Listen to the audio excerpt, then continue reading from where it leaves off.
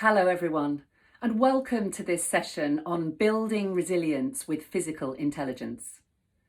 Resilience is such an important topic for today, isn't it? The World Health Organization recently named burnout as an actual syndrome caused by chronic workplace stress that hasn't been successfully managed. And in 2018, stress was the most Googled symptom of all. So why is our resilience under so much pressure at the moment? Well, for the last 200 years, the pace of change for human beings has been brutal, and it's not slowing down. But the thing is that human beings have not evolved as quickly as the pace of that change, which is why many of us are feeling sometimes overwhelmed, anxious, sometimes even numb. My name is Claire Dale. I am a choreographer, a dancer. I'm a leading exponent of physical intelligence. And I'm also an author, a mother, a wife. And I'm very happy to be here today because physical intelligence enables you to harness the untapped intelligence of your body to enable you to achieve more, stress less, and live and work more happily. Now, there are 4 elements in the physical intelligence curriculum and in our award-winning book. These are strength, flexibility, resilience, and endurance. Strength is our confidence and risk tolerance. Flexibility, our ability to adapt to changing circumstances and be creative. Resilience, which we'll really focus on today, is our bounce back. How can we bounce back from adversity better than before, be optimistic and use a learning mindset, using resources? And endurance, which is our persistence and planning and stamina over the long term. So we'll focus today on resilience. However, all 4 of those elements are what we need to be able to transform and develop through our lives to be the best human being that we possibly can be.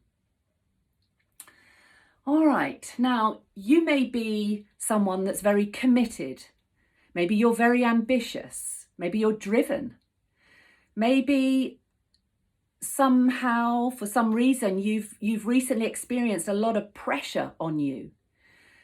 Or perhaps you've ended up a little bit isolated. These are all human conditions that can really challenge our resilience.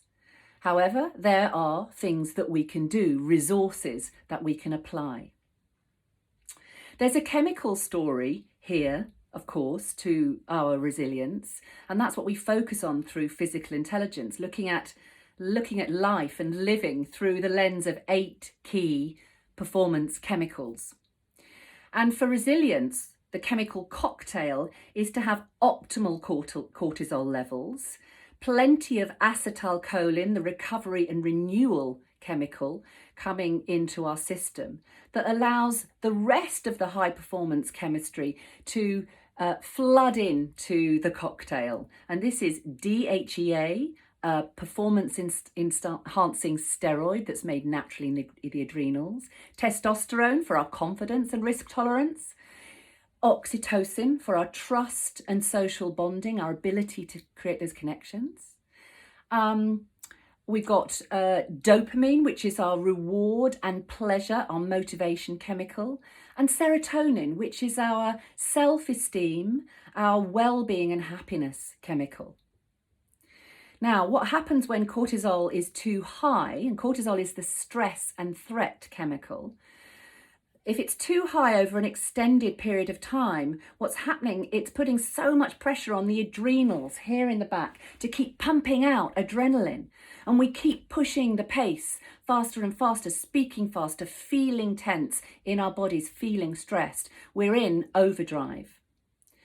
And Actually, it's a bit like having our foot stuck down on the accelerator of a car. We've got the handbrake on, we've got the foot flat down on the accelerator. We're not going anywhere very fast, but the engine's motoring the whole time, which is often what prevents us from sleeping well as well when we're in overdrive. So what needs to happen is that acetylcholine, the recovery and renewal chemical, that's the foot brake, needs to come in and touch every so often during the day, 5-6 times going into recovery during the day.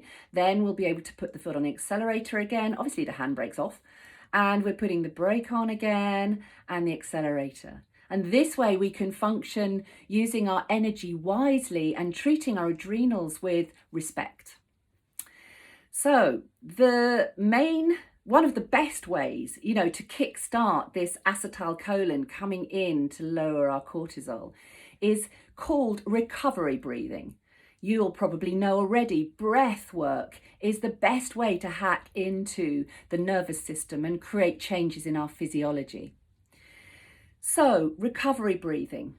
This involves getting the lighter oxygen into the lungs so that it displaces the heavier carbon dioxide. Wherever there's high carbon dioxide in the lungs, there's high cortisol as well. So that's the first thing that it does. And then if you have a longer out breath than in breath, it makes sure that the residual carbon dioxide in the bottom of the lungs is really coming out. We also stimulate the vagus nerve, which is the nerve that releases acetylcholine. So this is how we do it. You're going to breathe in generously. Do it with me now straight away. Breathing in,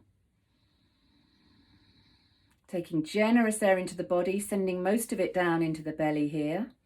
And then you're going to breathe out, counting the out breath, breathing out through the mouth. So breathe in.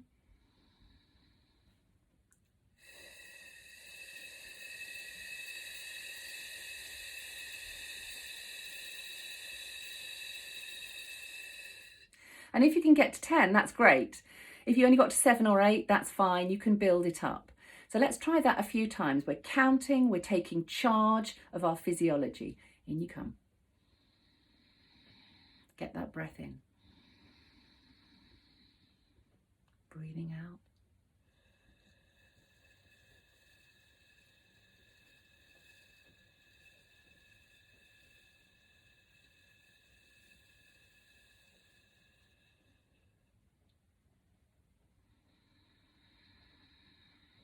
If you're sitting and maybe you're in a meeting and your heart rate starts to come up and panic, you can press on your thighs.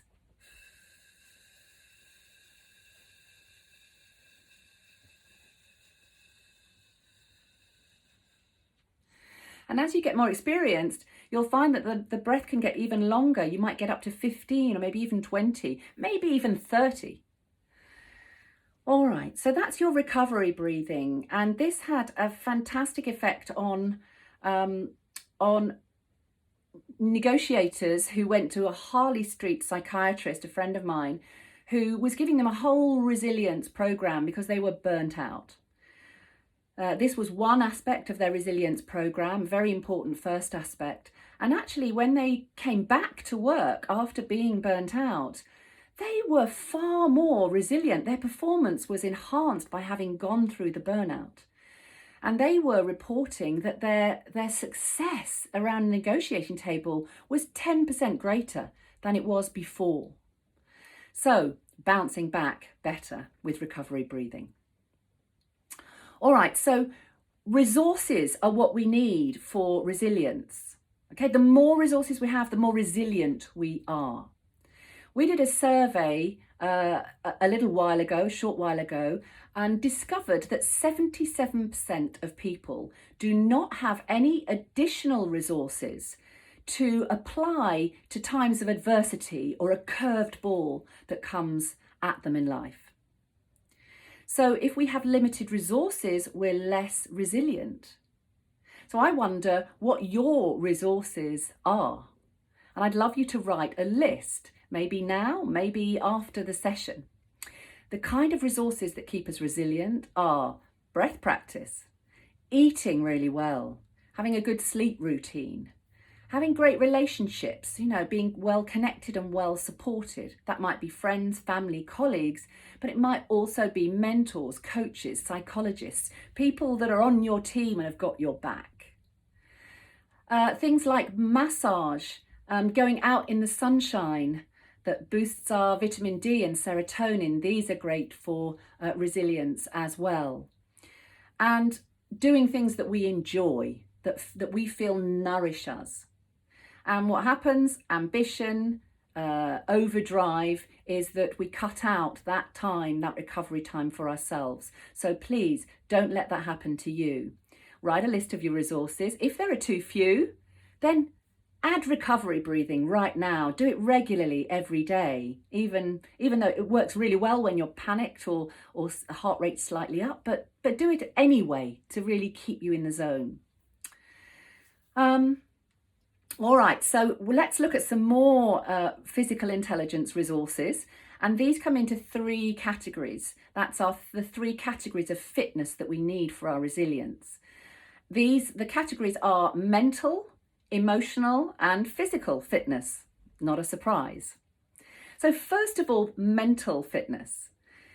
When our mind is whirring around with circular thinking, ruminating, essentially what we're doing is using up the electrical energy in our brain unproductively. Thoughts are electrical impulses that run along neurons. So how can we calm the mind and get focused and really still in the mind so that we can do our best thinking? So the technique that I use is to say to yourself, as soon as you realize that that's happening, your circular thinking, is to say to yourself in your mind strongly, stop. So you break the pattern. Then you close your eyes and you find a place in the front of your brain here where you can still the mind. So if you can find a place to rest your mind in the front of your brain. And once you've got that stillness, then simply observe what's going on in the body and any other thoughts.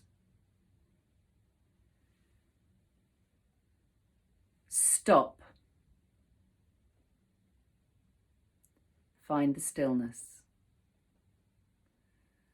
Observe. Stop. Find your stillness. Observe. Okay, now, so that's how to get you into the zone of being mentally fit. And then many people, of course, these days like to meditate or use your recovery breathing for a 10-minute period every day. Because when we meditate and when we breathe in a regular fashion, what happens is, many things happen, right? But there was some really interesting research from Japan that showed that when we meditate or breathe in a regular pattern, the mucus lining in our nose, the breathing tubes all the way down into our lungs and in the gut, so the mouth, the esophagus down into the gut, the mucus lining becomes thicker. We get more of a chemical called SIGA or SIGA, secretory immunoglobulin antibody, okay? And because that thickens when we meditate, viruses and bacteria can't get in through these channels. So that's how one of the ways that meditation improves our immunity and therefore our resilience. All right, now, emotional health, emotional fitness. So emotions are chemicals, neuropeptides that have a charge to them. And they're racing around our bodies and brains, making us feel things. Now, those charged neuropeptides, proteins, those chemicals, they get stuck in receptor cells in our bodies. And it's like getting the wrong key stuck in a lock. You got it in, but you can't get it out. And so the chemistry of negative emotion hangs around in our body and gets stuck, which is why we get lingering feelings of, long periods of tension or stress or anxiety. So we need to be able to shake out and release and flush out the chemistry of negative emotion. And you can do this by shaking. We have a high proportion of fluid, of water in our bodies. And if we shake out, we will release the chemistry of negative emotion. It'll flush into the lymph system and out of our bodies. So here's how we're going to do it. And listen, if you're working with a disability or an injury of any kind, you know your own bodies, adapt this. Even if you do very small movements as we start to shake, this is fine. Small movements can be as effective as big movements. And what we're going to do with this is we're going to start with the hands. We're going to move up the arms, move into the shoulders, we'll move into the ribs, we'll move into the hips, we'll move down the legs, into the ankles, and then we'll move into the head. And then the final part will be to drop the head forward like this, have a really good shake out down here, and then slowly roll up through your back. Okay, so let's start. That's the program. So beginning with your hands, always breathing. Just the hands, the lower arms start to join in very quickly and up to the elbows and the upper arms. And then you're going into the shoulders. So just moving those shoulders up and down, forward and back, which way you can, doesn't matter what it looks like. Obviously other bits of the body will move as well, make sure the jaw is released. Then we'll go into the ribs. So you're starting to move the ribs around and shake out. And then down into the hips. And you're moving the hips, shaking them out. And then you're going down into the thighs, shaking them out, whichever way you can. Forward, back, side to side, right down into the ankles, and then you might shake down right into the feet. And then standing, and then start to move the head and release the neck. Just saying a big no with the head, swinging it around, and then start to shake it, and shake down, and breathe. And shake vigorously with the breath.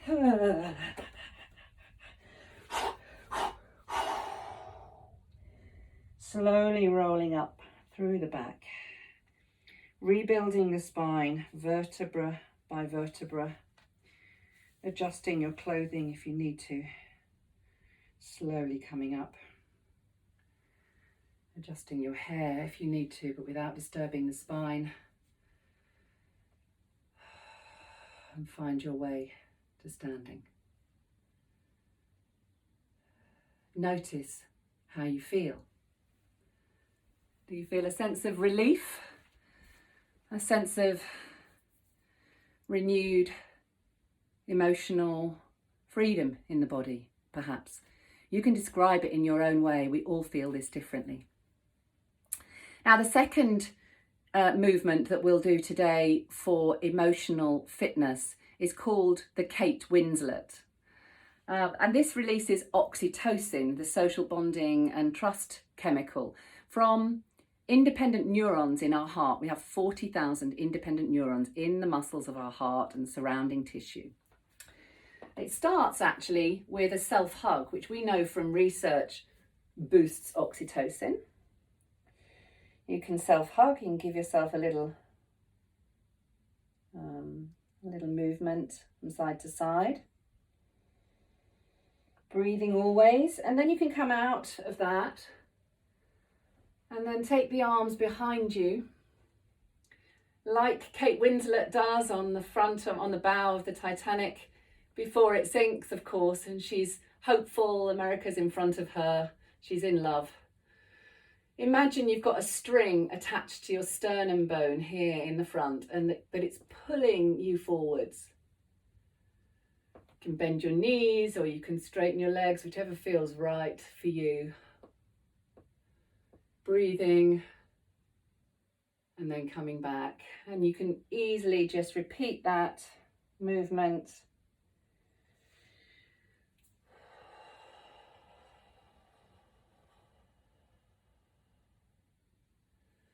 And come back. All right, so releasing oxytocin. Feel different? Now, the final piece of work to do today is on our physical fitness. We need to get our heart rate up and down 3 times a day, okay? And this is, you know, you may sometimes do an hour of exercise, but actually within that, your heart rate needs to get up and down 3 times. If you're not on a big exercise day, you still need to get your heart rate up and down 3 times a day. So you need bursts of energy, bursts of energy use to get your heart rate up. And here's one that I want you to give you, and you could do this every hour. You know, it takes about 30 seconds to get the heart rate up, and it's called a running man or running woman. You put one foot in front of the other here, and you tilt forwards, okay, from the hips. And then you basically anchor your core, so you pull your tummy button through to your spine, and you run on the spot for 30 seconds. Off you go. Go with me.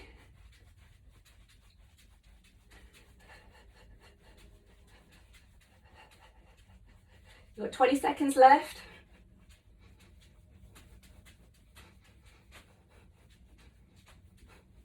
Ten seconds left. Keep going. 9, 8, 7, 6, 5, 4, 3, 2, 1. Well done.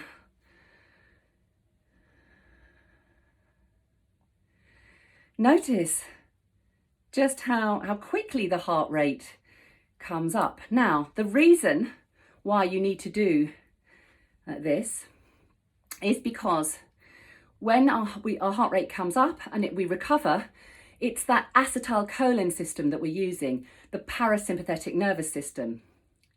And if that system is sluggish, then we can't recover emotionally and mentally as quickly as we should be able to, because it's the same system that we recover physically, we use to recover physically, that we need to recover mentally and emotionally. So keep that system fit. And that's one of the reasons why our mood elevates when we've done our exercise. 3 times a day, heart rate up and down. All right, so I'm Claire Dale, Director of Companies in Motion and the author of Physical Intelligence. We hope you'll take a look at our book. I wish you a very resilient life, a very resilient day, week, month, year, and go for it. You know, try and build up your resilience over the next weeks, months and years so that you really can thrive and flourish and take on a little bit more pressure, but without the cost to your resilience. Have a very physically intelligent day.